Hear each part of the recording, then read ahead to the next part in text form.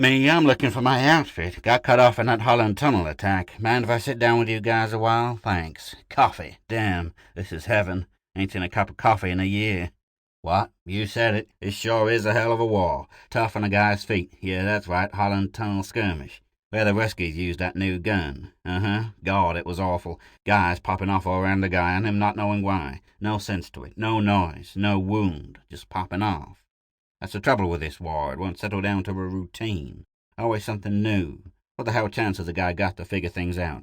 And I tell you, them Ruskies are coming up with new weapons just as fast as we are. Enough to make your hair stand on end. Sugar? Christ, yes, ain't seen sugar for a year.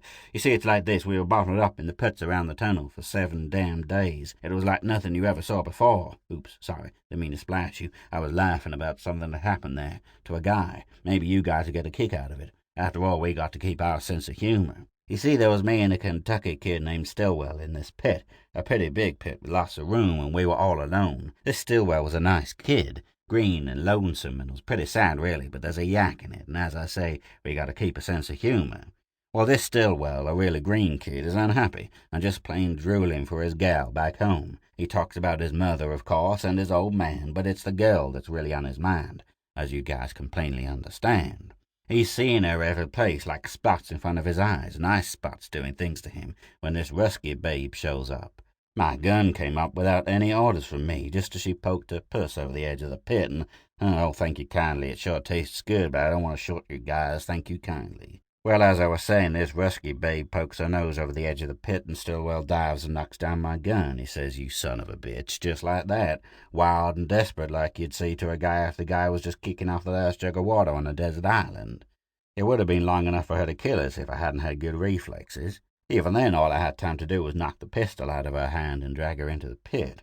With her play bollocks, she was confused and bewildered. She ain't a fighter, and she sits back against the wall, staring at us deadpan with big, expressionless eyes. She was a plenty pretty babe, and I could see exactly what had happened as far as Stillwell was concerned. His spots had come to life in very adequate form, so to speak. Stillwell goes over and sits down beside her, and I'm very much on the alert, 'cause I know where his courage comes from, but I decide it's all right, 'cause I see the babe is not belligerent, just confused, kind of, and friendly, and willing. Kind of a whipped little dog willing, and man, oh man, she was sure what Stillwell needed. They kind of went together like a hand and a glove, natural-like, and it followed pretty natural that when Stillwell got up and led her around a wing of the pit, out of sight, she went willing, like that same little dog. Oh, no, you guys, two's enough, I wouldn't rob you. Well, okay, and thanks kindly. Well, there I was, all alone, but happy for Stillwell, 'cause I know it's what the kid needs, and in spots like that, what difference does it make? Yank, Rusky, Mongolian, as long as she's willing. Then you guys, Stillwell comes back out, wall-eyed, real wall-eyed, like being hit but not knocked out and still walking. I know what it is, some kind of shock.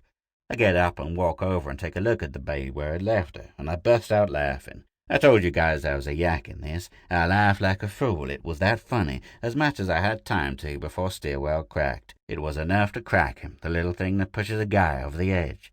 He lets out a yell and screams, for Christ's sake, nothing but a bucket of bolts, nothing but a couple of plastic lumps. That was when I hit him. I had to. He was for the birds, Stillwell was. An hour later we got relieved, and a couple of medicos carried him away, strapped to a stretcher, gone like a kite. They took the robot, too, and its clothes, but they forgot the brassiere, so I took it, and I've been carrying it ever since. But I'll leave it with you guys if you want, for the coffee. Might make you think about home. After all, like the man says, we gotta keep our sense of humor. Well, so long, you guys, and thanks.